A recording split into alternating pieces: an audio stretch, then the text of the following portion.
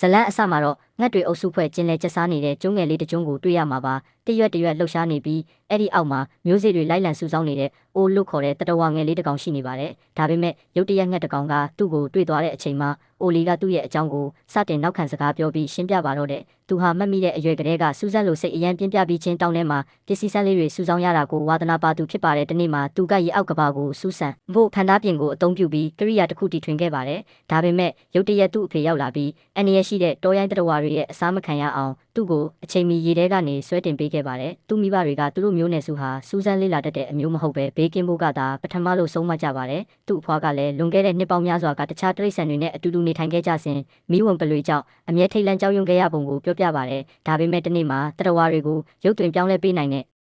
မော်တီးတောင်းတွေရှိတဲ့လူသားပီလူကြီးတွေရောက်လာပြီးအရာရာပြောင်းလဲသွားခဲ့ပါတယ်ဒါပေမဲ့မိဝံပလွေကအဲ့ဒီမော်စွမ်းအင်ကိုခိုးယူပြီးသူကိုယ်တိုင်မိစ္ဆာကောင်းကြီးအဖြစ်ပြောင်းလဲကလူသားပီလူတွေကိုတိုက်ခိုက်မောင်းထုတ်ခဲ့ပါတယ်အဲ့ဒီဝံပလွေဟာတောင်ကြားတစ်ခုလုံးကို6လက်နေတော့မို့ကျုံးပေါ်ကနေဘယ်တော့မှမထွက်ဖို့အဖွားဖြစ်သူကတတိပေးခဲ့ပါတယ်နောက်တော့ရွာမှာကောက်ပဲတီးနှံရိတ်သိမ်းပွဲကျင်းပပြီးအားလုံးပျော်ပါနေတော့အိုလီကငှက်ကလေးတစ်ကောင်နောက်ကိုလိုက်သွားမိပါတယ်ငှက်ကလေးကရံမပြူပဲဆာလောင်းနေတာကြောင့်အိုလီကမျိုးစေ့တွေကျွေးပြီးအပင်တွေကိုဘလို့ခွာရမလဲတင်ပေးခဲ့ပါတယ်ဒါကိုသူ့အဖေကမြင်ပြီးအခြားတိရစ္ဆာန်တွေနဲ့မပတ်သက်ဖို့စူပူခဲ့ပါတယ်ငှက်တွေဟာလေကျွန်းတန်နဲ့တစ်ကောင်နဲ့တစ်ကောင်ဆက်သွယ်နိုင်ကြတာမို့အိုလီတင်ပေးလိုက်တဲ့အတတ်ပညာကိုတခြားငှက်ကြီးတွေပါတဆင့်သိရှိသွားပြီးငှက်အုပ်ကြီးဟာသူတို့ရွာကိုလာရောက်စီးနင်းကစုဆောင်းထားတဲ့ရိတ်သိမ်းသီးနှံတွေကိုအကုန်လူယူသွားကြပါတော့တယ်လက်ရှိအချိန်မှာတော့ငှက်တွေကြောင့်ရွာသားတွေအစားအစာရှာရအတော်လေးခက်ခဲနေပါပြီအိုလီဟာသူ့ကြောင့်ရွာပြက်စီးရတဲ့အတွက်အပြစ်မကင်းတယ်လို့ခံစားရပြီးငှက်တွေကအလင်းရောင်ကြောက်တာကိုရိပ်မိတာကြောင့်ဖန်ကြောက်တုံးတွေရဲ့အလင်းပြန်မှုကိုတုံးပြီးမောင်းထုတ်ဖို့ကြိုးစားပါတယ်ဒါပေမဲ့တောရိုင်းငှက်တစ်ကောင်ရဲ့တိုက်ခိုက်မှုကိုခံရပြီးအိုလီဟာဂူတစ်ခုတည်းကိုပြုတ်ကျသွားပါတယ်အဲ့ဒီဂူထဲမှာသူ့ဖွားပြုတ်ခဲ့တဲ့မော်တီးတောင်းရှိနေပြီးအိုလီကအဲ့ဒီပုံကို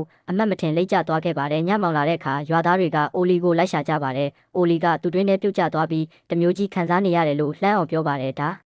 ါပေမဲ့တွင်းထဲကနေထွက်လာတဲ့အခါမှာတော့အိုလီဟာငှက်တကောင်ဖြစ်ပြောင်းလဲသွားခဲ့ပါပြီအိုလီကကြောက်လန့်တကြားအော်ဟစ်ပေမဲ့မိဘတွေကငှက်ကအိုလီကိုမျိုးချလိုက်တဲ့အထင်နဲ့ကြောက်ခဲတွေနဲ့ဝိုင်းထူကြရာကနေအိုလီဟာတောင်ပေါ်ကနေလိမ့်ကျသွားပါတော့တယ်သူနိုးလာတဲ့အချိန်မှာတော့သူ့ကျွန်းနဲ့အဝေးကြီးကိုရောက်နေပါပြီငှက်တွေဝိုင်းနေလို့အိုလီကြောက်လန့်နေတော့IB လို့ခေါ်တဲ့ငှက်မလေးကသူ့ကိုရေထဲကနေကဲတင်ခဲ့တာဖြစ်ကြောင်းပြောပြပါတယ်အဲ့ဒီခါကျမှအိုလီကသူဟာတခြားတတဝါရဲ့ခန္ဓာကိုယ်ထဲရောက်နေပြီးမော်တီးတောင်းရဲ့စွမ်းအင်ကြောင့်တရိတ်ဆန်တွေရဲ့စကားကိုပါနားလည်နေမှန်းသိလိုက်ရပါတယ်အခြားငှက်တွေကတော့သူ့ကိုကဲတင်တုန်းကခေါင်းခဏစောင့်မိသွားလို့ကြောင်းတောင်ဖြစ်နေတာလို့ပဲထင်နေကြပါတော့တယ်အဲ့ဒီနောက်အိုလီဟာသူ့ကိုတိုက်ခိုက်ခဲ့တဲ့ငှက်ဟာဒီငှက်ပဲဆိုတာသိသွားပြီးသူဟာတကယ်တော့တတဝါငယ်လေးပါလို့ရှင်းပြပေမဲ့ဘယ်သူမှမယုံကြပါဘူးအဲ့ဒီအချိန်မှာပဲဝန်ပုလွေဦးတန်းကိုကြားလိုက်ရတာကြောင့်ငှက်တွေကအိုလီရဲ့ကိုနှံ့ပြောက်အောင်သူ့ဘော်ကိုငှက်ချေးတွေတုပ်လိမ်ပြီးဝှက်ပေးကြပါတယ်အိုလီကအခုထိပြန်တန်းခြင်းမတက်သေးတာကြောင့်အန်ရနဲ့ရင်ဆိုင်နေရတာပါဒါပေမဲ့ရေထဲကငါးတကောင်ကသူ့ကိုလာစကားပြောပြီးတခြားမော်တီးတောက်တစ်ခုရှိတဲ့နေရာကိုလမ်းညွှန်ပေးပါတယ်အိုလီကငါပြောတဲ့တစ်ပင်ကြီးစီကိုသွားတဲ့အခါ IB ကသူ့ကိုယူနေပြီလို့ထင်ခဲ့ပေမဲ့အမှတ်မထင်မော်တီးတောင်ကိုထိမိသွားပြီးနောက်မှာတော့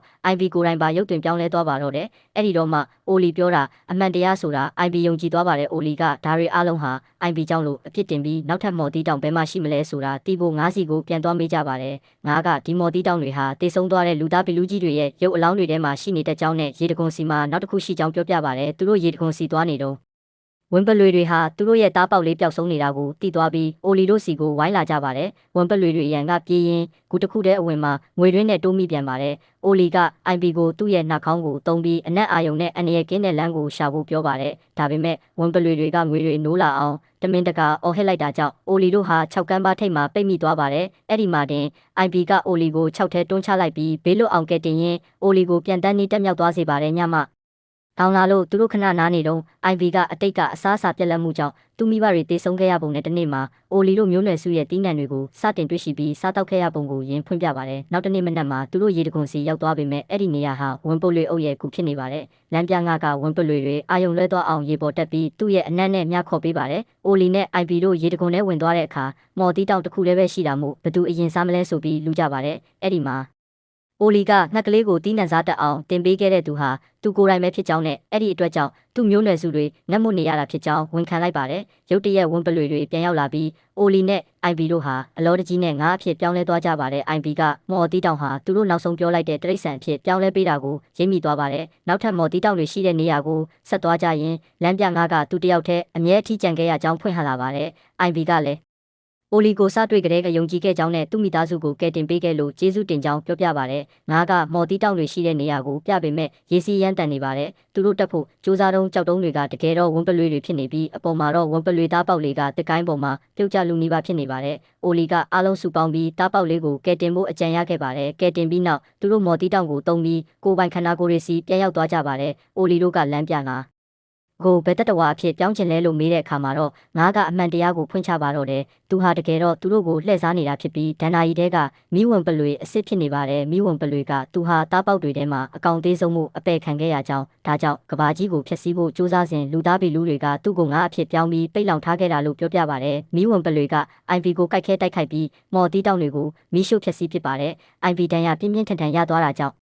အိုလီကသူ့တငယ်ချင်းကိုတဲဆောင်နိုင်မဲ့ကိရိယာတစ်ခုတီထွင်ပြီးငှက်တွေရဲ့အကူအညီနဲ့ဆေးကူးဖို့တောင်ပေါ်ကိုခက်ခက်ခဲခဲတက်ခဲ့ပါတယ်။အိုလီနိုးလာတဲ့အခါ IV တက်တာသွားလို့ဝမ်းသာရပေမဲ့မိဝင်ပလွေကတောင်ကြားတစ်ခုလုံးကိုမိရှို့ဖျက်ဆီးနေပါပြီ။ငှက်အုပ်စုနဲ့တရိษံအားလုံးစုပေါင်းပြီးမိဘေးကနေလွတ်အောင်အိုလီတို့ကျွန်းဘက်ကိုထွက်ပြေးကြပါတယ်။ဝမ်ပလွေအုပ်ကလည်းတားပေါက်လေးကိုကယ်ပေးခဲ့လို့အိုလီတို့ကိုလာရောက်ကျေးဇူးတင်ကြပါတယ်။အိုလီမိဘတွေကအိုလီအသက်ရှင်နေတာကိုဝမ်းသာပေမဲ့တရိษံတွေရဲ့တိုက်ခိုက်မှ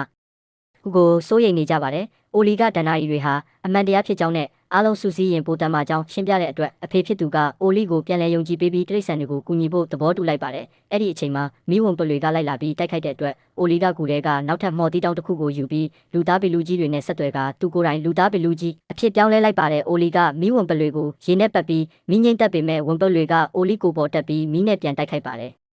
ဝင်ပုတ်တွေကသူတို့ဟာအားနဲလုံးနယ်လို့တယော်နေတော့မှပဲတစ်မြစ်တွေကဝင်ပုတ်တွေကိုတုံးနှောင်ထားတာကိုတတိပြုမိသွားပါတယ်။အိုလီကတောင်ကြားကရေကာတာကိုဖြိုချပြီးဝင်ပုတ်တွေကိုအနိုင်ယူဖို့မိမိကိုယ်ကိုဆွတ်လွတ်လိုက်ပါတော့တယ်။ရေကာတာပြိုကျပြီးဝင်ပုတ်တွေကြရှုံးသွားချိန်မှာမိဘတွေနဲ့ IP တို့ကအိုလီဆုံးရှုံးသွားပြီးအထင်နဲ့ဝမ်းနည်းပူဆွေးနေကြပါတဲ့အချိန်အတန်ကြာတဲ့အခါတောင်ကြားကြီးဟာပြန်လဲစိမ့်လန်းဆူပြေလာပြီးတရိษံတွေအားလုံးငြိမ်းချမ်းစွာအတူတကွနေထိုင်ကြပါတယ်။တနေ့မှာလူသားဘလူးကြီးတွေပြန်လည်ရောက်ရှိလာပြီး IV ကအိုလီအသက်ရှင်နေသေးတာကိုရှာဖွေတွေ့ရှိသွားပါတယ်။အိုလီကသူဟာလူသားဘလူးကြီးတွေရဲ့စွမ်းအင်ကြောင့်အသက်ဘေးကလွတ်မြောက်ခဲ့တာလို့ရှင်းပြပြီးမိဘတွေနဲ့ပြန်လည်ဆုံဆည်းခဲ့ပါတယ်။လူသားဘလူးကြီးတွေကလည်းသူ့ရဲ့ကောင်းအိုလီရှိမှဒူးထောက်အယိုးအသေးပေးရင်ဇလန်းလေးကငြိမ်းချမ်းစွာပြီးဆုံးသွားပါတော့တယ်။ဒီလိုနဲ့ဇလန်းလေးကတော့ပြီးဆုံးသွားခဲ့ပါပြီ။အခုလိုစိတ်ဝင်စားဖို့ကောင်းတဲ့ရုပ်ရှင် recap ဗီဒီယိုလေးတွေကိုဆက်လက်ကြည့်ရှုဖို့အတွက်ကျွန်တော်တို့ရဲ့ channel ကို subscribe like နဲ့ comment လုပ်ပေးဖို့မမေ့ပါနဲ့ဦးနော်နောက်ထပ်ဘယ်လိုရုပ်ရှင်မျိုးတွေကို recap လုပ်ပေးစေချင်လဲဆိုတာကိုလည်း comment မှာရေးပေးခဲ့ကြပါဦးခင်ဗျာ